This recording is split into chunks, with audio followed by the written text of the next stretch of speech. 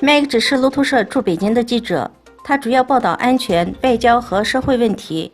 他是中国的ful布莱特研究员，在此之前，他是华盛顿特区新美国基金会的研究员。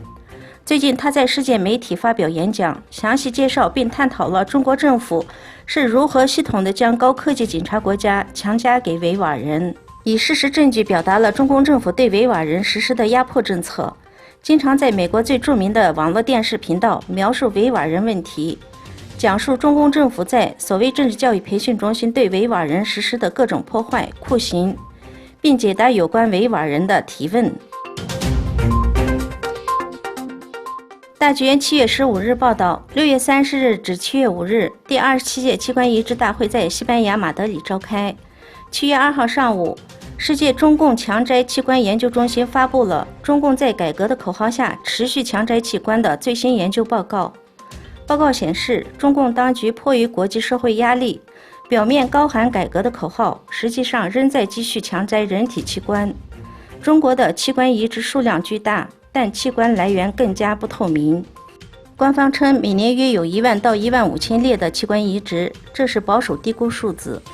最新报告还显示，海外赴中国器官移植依旧兴旺，并且中国正向亚洲、一带一路以及其他地区扩张器官共享协议，这可能将整个国际社会卷入中共强摘器官罪恶当中。中国入侵者在占领的新疆维吾尔自治区东突厥斯坦地处北部的新疆兵团第10师184团7月11日举行了农用地承包经营权颁证仪式，为汉族人公开颁发土地使用证，这标志着汉族人从此成为东突厥斯坦土地的主人。汉族人身份地有了身份证。据了解，此类颁证工作已在新疆兵团14个师的185个农牧团场全面展开。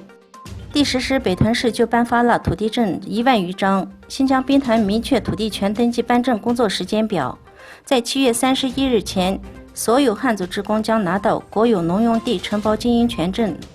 可悲的是，东突厥斯坦土生土长的维吾尔人或其他少数民族穆斯林没能领到此证。可想而知，中共政府以独裁霸权主义剥夺了突厥与穆斯林的所有权利。中国入侵者在占领的新疆维吾尔自治区东突厥斯坦阿克苏地区，当地政府强行将农民按季种植的正常农作物铲除，种植政府规定的植物。今年规定种植黑木耳，年年如此，因缺乏经验，年年以失败告终，使本地农民负债累累。加上没有劳动力，因为男性基本上被中共政府抓捕或关押在所谓政治教育培训中心，已造成别说小康社会，就连温饱都很难满足。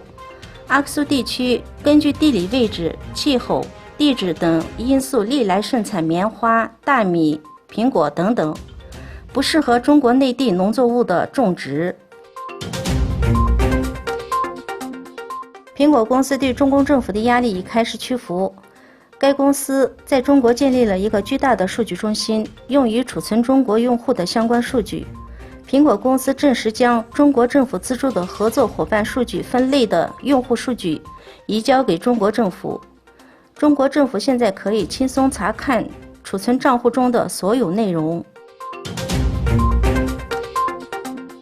7月15日，由韩国、英国和加拿大专家组成的联合打捞小组在韩国的榆林岛附近发现了一艘俄罗斯帝国海军舰艇的残骸，在113年前沉没。船上可能藏有价值1300亿美元、重达200吨的金条和金币。